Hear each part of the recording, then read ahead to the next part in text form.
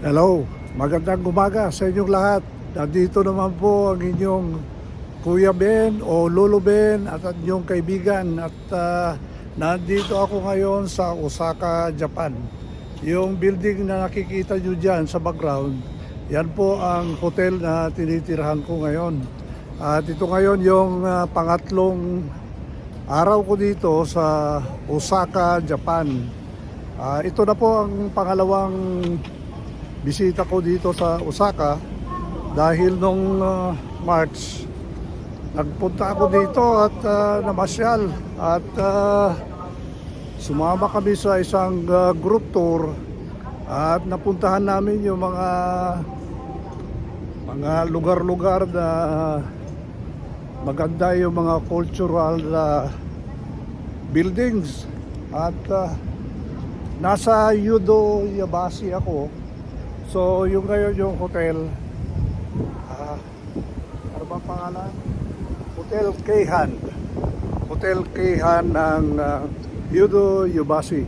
Itong Yudo Yubasi ay nandito po yung City Hall ng Osaka.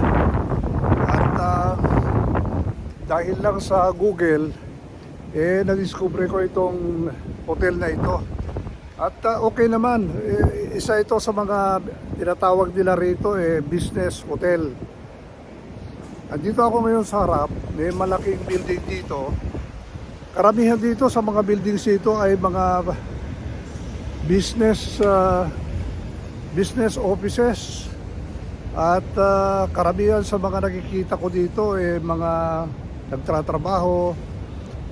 Mainit ngayon dito kaya t-shirt lang sila at saka polo shirt. Pero yung mga nagtatrabaho, nakikita ko naka coat and tie. Palagay ko sa loob ng opisina naka coat and tie sila. So lakad ako,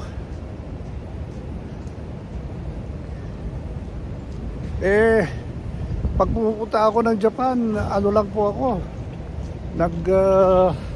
tawag dito, nagsha-shopping lang at saka kumakain.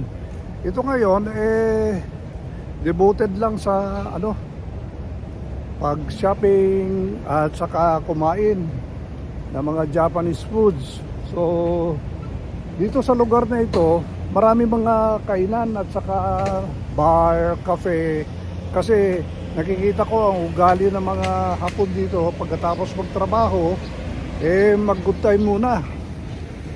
Kasama yung mga empleyado sa opisina at saka magsalo-salo hanggat uwi sila. Kung minsan ina-avoid nila yung rush hour sa subway o sa train. So alam niyo, maganda po ang Japan kasi yung mga tao hindi maingay. Meron silang kanya-kanyang disposition at saka very private silang mga tao. So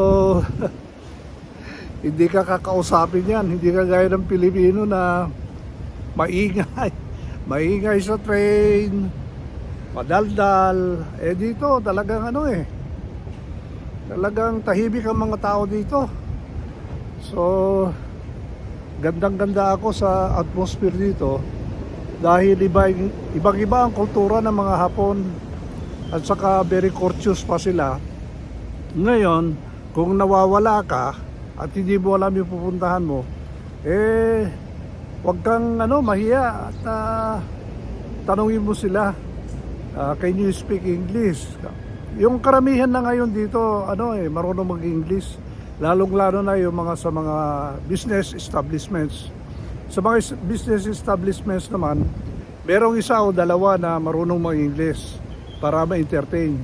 Kaya nga kahapon at saka yung isang araw, pagdating sa hotel, labas ka agad para kumain at saka mag-shopping. Ito naman sinashopping ko mga gusto kong isuot sa koleksyon ko at saka wala talagang nakaka-addict talaga mag-shopping. Ganyan talaga ang ang pastime ng mga retirado at saka mga pensyonado. So, basta mag-enjoy lang tayo ng buhay at kung ano yung gusto natin, bigay ang hilig. Basta wag lang tayong magabala ng tao, wag kang umutang, mga ganun ba. Kasi ito, nag-save ako talaga mula nung March March, noong ako'y nakabook na ng plane ticket. Yung mga plane ticket naman na kinukuha ko, ito yung mga budget fare. Kaya murang-mura, 6 months before na bibiyaya ko, naghanap na ako ng budget fare. Kasi pag regular fare ito, yung bayad ng 2 tao, bayad lang sa 1 tao. Kaya malaking kamurahan. At saka yung sa hotel naman, madali lang naman mag-book ngayon through booking.com. So ganyan po ngayon yung natin, palakad ng pagbibiyahe dito sa mundo. Madali lang pumunta sa iba't ibang lugar. At saka meron na tayong Google Map, kaya hindi na tayo nawawala. At saka dito sa Japan, karamihan dito, mga lugar, meron silang wifi, kaya madaling mag-connect. Pero yung pamangking ko, kumuha siya ng wifi router. Kaya kuminsan, pag nawawala, yun ang ginagamit ko. Pero kuminsan, sa mga business establishments, makiusap ka lang sa mga staff doon, tutulungan ka. At sabihin mo lang kung saan ka pupunta at i-open nila yung cellphone nila, wifi nila. Tapos, i-direct ka na ng direksyon.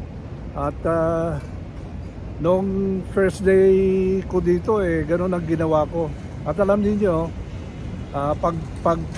pag pipiliin mo ako ng Tokyo at saka Osaka, dito na ako sa Osaka dahil walang masyadong tao. Very laid back, parang nasa probinsya ka lang. Which is true naman, nasa probinsya ka. Alam niyo kasi, pag sa Tokyo, ang daming tao. Kung gusto mo lang mamasyal, maraming mga business establishments. Pero, kahit saan lugar naman dito, pare-pareho yung price. Walang dito. At saka pag ikaw ay tourist, tax free. At meron kang magandang price na ibibigay sa iyo. At ang maganda rito is mababa ngayon yung yung conversion. Hindi ko alam kung mataas or bababa. Ibig sabihin, mas marami yung value ng conversion sa yen kaysa peso.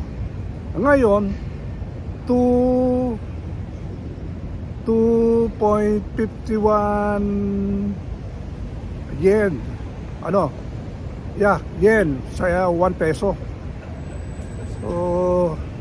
So kuminsan, kung yung price is yen, i-divide mo ng 2.51 at yun na yung actual price.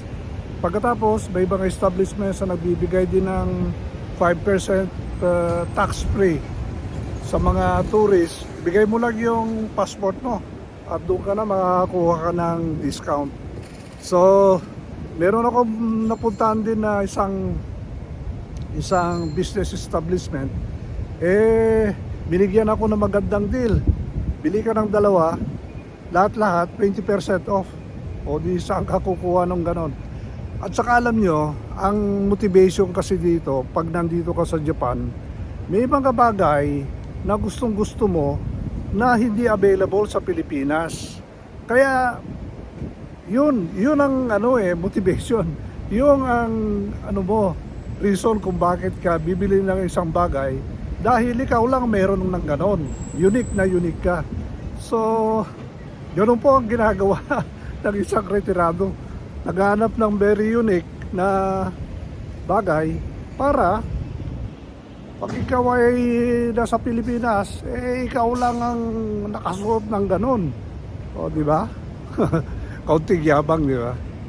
So, yun lang po ang aking vlog ngayon at nandito ako sa lugar na ito. Walang masyadong tao, business establishment itong lugar. Karamihan ng mga building dito ay business establishments.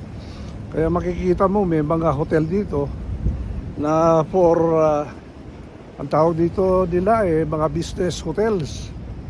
Kasi dito, yung mga taga-probinsya nila pupunta rito sa Osaka para mag-transact business for 1 day or 2 days, tapos balik na uli.